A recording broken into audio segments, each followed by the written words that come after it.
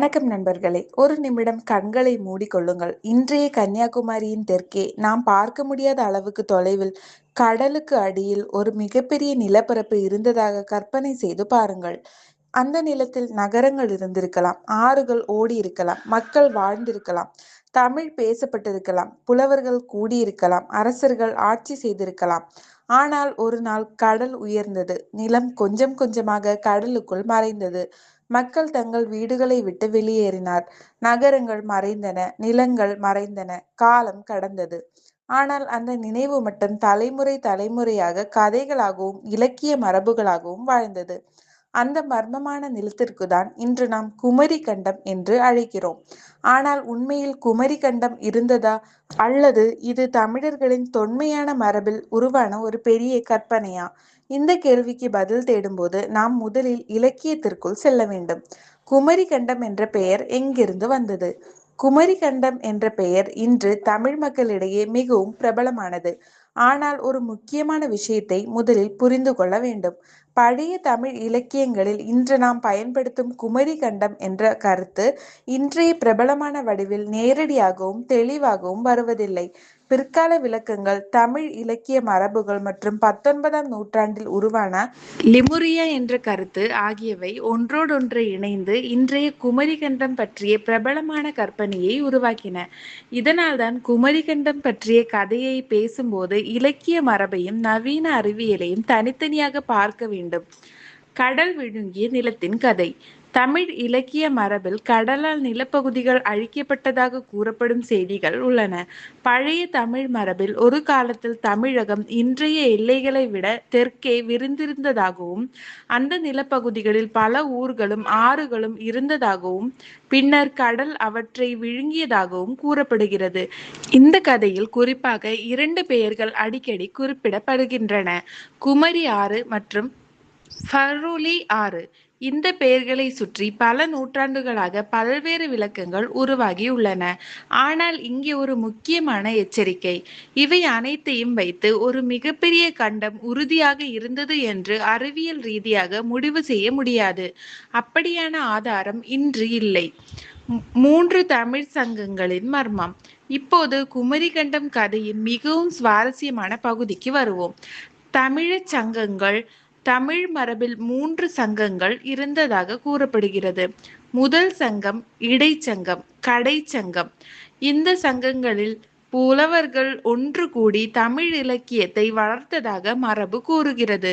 முதல் 2 சங்கங்கள் கடலால் அழிந்ததாகவும், கடைச்சங்கம் மதுரையுடன் தொடர்புடையதாகவும் பாரம்பரிய கருத்து உள்ளது. இதிலிருந்து ஒரு கேள்வி எழுகிறது: அந்த பழைய சங்கங்கள் உண்மையில் எங்கே நடந்தன? அவை வாழ்ந்த காலம் எவ்வளவு? அந்த காலத்தில் இருந்ததாக கூறப்படும் நூல்கள் எங்கே? இதுதான் குமரிக்கண்டம் கதையை இன்னும் மர்மமாக்குகிறது. ஆனால் வரலாற்று ஆய்வாளர்கள் இந்த சங்க மரபை முழுமையான வரலாற்று செய்தியாக நேரடியாக ஏற்றுக்கொள்வதில்லை. அதே நேரத்தில் சங்க இலக்கியம் என்பது உண்மையானதும் மிக முக்கியமானதுமான தமிழ் இலக்கிய மரபு. அதனால் சங்க இலக்கியத்தின் வரலாற்று மதிப்பையும் 3 சங்கங்கள் பற்றிய பிற்கால மரபு கதையையும் ஒன்றாக குழப்பக்கூடாது. அப்படியானால் லிமுரியா என்ன? இங்கேதான் கதை இன்னும் சுவாரஸ்யமாகிறது. 19ஆம் நூற்றாண்டில் விஞ்ஞானிகள் சில உயிரினங்களின் புவியியல் பரவலை விளக்குவதற்காக லிமுரியா என்ற ஒரு காணாமல் போன நிலப்பரப்பு பற்றிய கருத்துக்கோளை முன்வைத்தனர். அந்த காலத்தில் பிளேட் டெக்டோனிக்ஸ் பற்றிய நவீன அறிவு இன்னும் உருவாகவில்லை.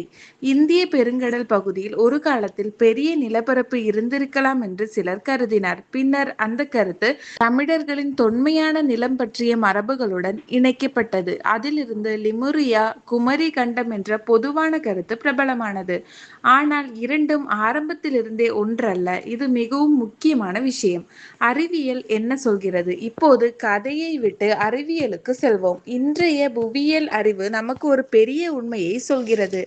பூமியின் கண்டங்கள் எப்போதும் இன்றைய இடத்தில் இருந்ததில்லை. பல கோடி ஆண்டுகளுக்கு முன்பு இந்தியா, மடகாஸ்கர், ஆப்பிரிக்கா, ஆஸ்திரேலியா போன்ற பகுதிகள் மிகப்பெரிய பண்டைய நிலப்பரப்பான தொடர்பான கோண்ட்வானாவின் பகுதிகளாக இருந்தன. பின்னர் புவித்தட்டுகளின் இயக்கத்தால் அவை பிரிந்தன. இந்த மாற்றங்கள் ஆயிரக்கணக்கான ஆண்டுகளில் நடந்தவை அல்ல, பல கோடி ஆண்டுகளாக நடந்த புவியியல் மாற்றங்கள். அதனால் சமீபத்திய மனித நாகரிக காலத்தில் இந்தியாவின் தெற்கே ஒரு மிகப்பெரிய கண்டம் இருந்தது, அது முழுவதுமாக கடலில் மூழ்கியது என்ற கருத்துக்கு நவீன புவியியலில் ஆதாரம் இல்லை.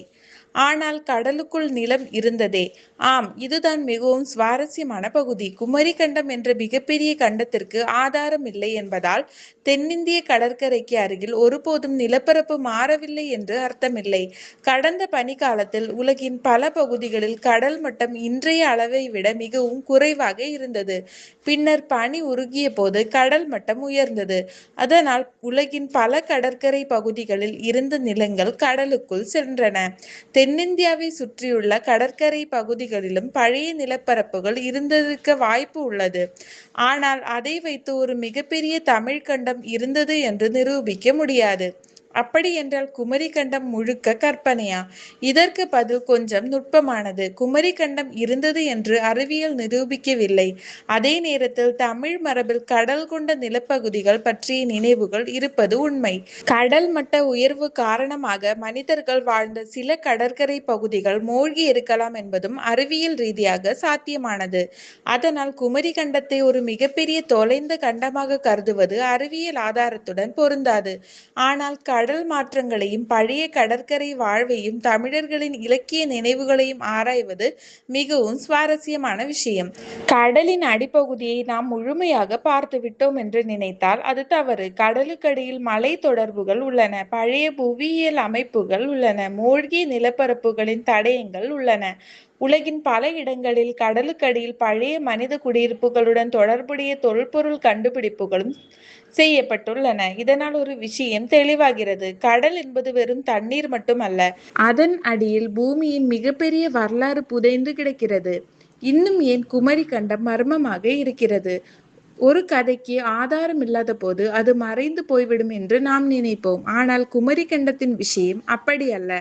தமிழ் இலக்கிய மரபு, கடல் கொண்ட நிலம் பற்றிய குறிப்புகள், சங்க மரபு, குமரி பகுதியின் புவியியல், லெமுரிய பற்றிய 19ஆம் நூற்றாண்டு கருத்துக்கள், இவை அனைத்தும் ஒன்றோடொன்று இணைந்த போது ஒரு மிகப்பெரிய மர்ம கதை உருவாகுனது. அந்த கதை இன்னும் தமிழர்களின் கற்பனையில் வாழ்கிறது. அப்படியானால் குமரி கண்டம் உண்மையா? நாம் நேர்மையாக சொன்னால் ஒரு மிகப்பெரிய தொலைந்த தமிழ் கண்டம் இருந்தது என்பதற்கான உறுதியான அறிவியல் ஆதாரம் தற்போது இல்லை. ஆனால் பழைய தமிழர் இலக்கியங்களின் கடல் மற்றும் நில மாற்றங்கள் பற்றிய மரபுகள் இருக்கின்றன. கடந்த காலத்தில் கடல் மட்டங்கள் மாறியுள்ளன. சில கடற்கரை நிலங்கள் கடலுக்குள் சென்றிருக்கின்றன. மேலும் தமிழர்களின் தொன்மையான வரலாறு, சங்க இலக்கியம் மற்றும் தென்னிந்தியாவின் பண்டைய கடற்கரை வாழ்க்கை குறித்து இன்னும் பல ஆய்வுகள் தொடர்ந்து நடைபெற்று வருகின்றன. அதனால் குமரி கண்டத்தை நிரூபிக்கப்பட்ட வரலாறு என்று சொல்ல முடியாது. அதே நேரத்தில் அதை வெறும் ஒரு சாதாரண கற்பனை கதையாகவும் ஒதுக்கிவிட முடியாது. அது தமிழ் மரபு, இலக்கிய நினைவு, கடலின் புவியியல் மாற்றங்கள் மற்றும் பின்னாளில் உருவான கருத்துக்கள் ஆகியவை ஒன்றோடொன்று கலந்த ஒரு சிக்கலான வரலாற்று பண்பாட்டு கதை. இன்று நாம் கடலின் மேல் நின்று பார்க்கும்போது நமக்கு தெரியும் உலகம் இவ்வளவுதான்.